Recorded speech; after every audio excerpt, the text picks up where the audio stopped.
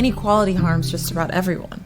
The emotional pathogen behind most acts of violence is shame. And inequality produces shame like a finely tuned machine. Economists say that the economic inequality is at its worst level in days of the Great Depression. The top are getting... The wealth gap between the very rich and the very poor is getting wider and wider. I don't think it could work. But what they are saying, this wealth gap, the tremendous wealth gap, should not exist. Yeah. Turned into discrimination, the second Arthur Kittredge passed her over for promotion because she wouldn't sleep with him. Yes. We must make English the official language so as to end discrimination against Americans. It will make it much easier for women and minorities to sue for discrimination and harassment on the job. To accommodate the workforce, the first Western housing compounds are created. There's a shortage of housing.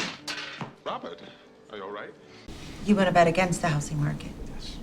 Why? You wanted to short housing bonds? Who bets against housing? That's America's housing market. Is there a housing bubble? The housing crisis represents the greatest financial opportunity. Making money is not like I thought it would be.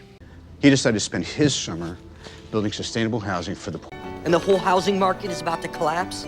This guy says that the housing market's a giant bubble. For Jamie and Charlie, the housing market doomsday prediction was music to their ears. Headline, The American Dream Crashes.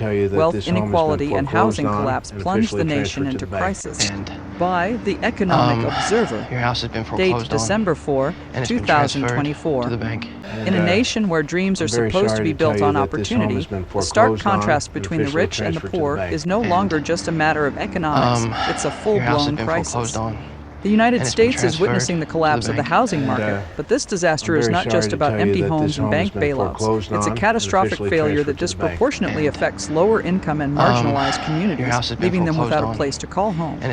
Wealth inequality, a deepening divide. The wealth gap in America has reached record-breaking proportions, with the top 1% owning over 30% of the nation's wealth. The stark reality is that for the majority, the dream of homeownership, once seen as the cornerstone of financial stability, is slipping further out of reach. A report by the Federal Reserve reveals that the top 10% of households hold nearly 70% of the country's wealth, while the bottom 50% possess less than 3%. This divide is not just economic. It's a social chasm that perpetuates cycles of poverty and racial discrimination, particularly among Black and Latino communities. The system is rigged, says financial analyst Dana Richards.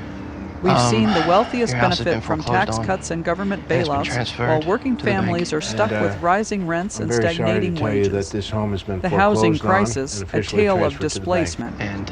While the stock market has seen a recovery, the housing market remains on the brink of collapse. Foreclosures are at a decade-high rate, with banks once again seizing homes from families unable to keep up with skyrocketing mortgage payments. Meanwhile, Wall Street investors, armed with government-backed subsidies, are gobbling up residential properties and turning them into rental units, pushing homeownership further out of reach for millions. According to a report by the National Low-Income Housing Coalition, there are just 37 affordable rental homes for every 100 extremely low-income households. This has led to an increase in homelessness, with many families forced into temporary shelters or worse, living in their cars, and an urban development department has documented a sharp rise in housing insecurity, a euphemism for displacement as people face eviction due to unaffordable rent hikes. The collapse, how the market came crashing down. The housing market's collapse in 2024 mirrors the Great Recession of 2008, but with one major difference. This time, the crisis is intertwined with growing wealth inequality. Predatory lending practices that were once blamed for the 2008 crash have been revived, but now they're aimed at the most vulnerable. Subprime mortgage loans, once thought to be a thing of the past, are back, offered at high interest rates to families already living paycheck to paycheck. As more homes default, the larger financial institutions who profited from these risky loans are once again bailed out by taxpayers. Meanwhile, middle-class families are left to pick up the pieces, facing foreclosure, bankruptcy, and increasing rents. But the bailout is not enough to cover the systemic issues that caused the crash in the first place. Instead, it has exacerbated the divide, creating a two-tiered society where the wealthy and large corporations control an ever-increasing increasing portion of real estate, while the poor are pushed further into the margins. 118, source E, discrimination factor asterisk asterisk. Housing discrimination, particularly racial discrimination, remains deeply embedded in the housing market. Communities of color, especially Black and Latino families, have long been denied access to loans, forced into subprime mortgages, and subjected to predatory lending practices. Redlining, a practice that once prohibited minorities from buying homes in certain neighborhoods, has evolved into modern-day racial discrimination in housing, with discriminatory lending practices, high interest loans, and outright denial of mortgages still prevalent. The impact of these policies is visible in the fact that Black Americans are more than twice as likely to face foreclosure than white Americans.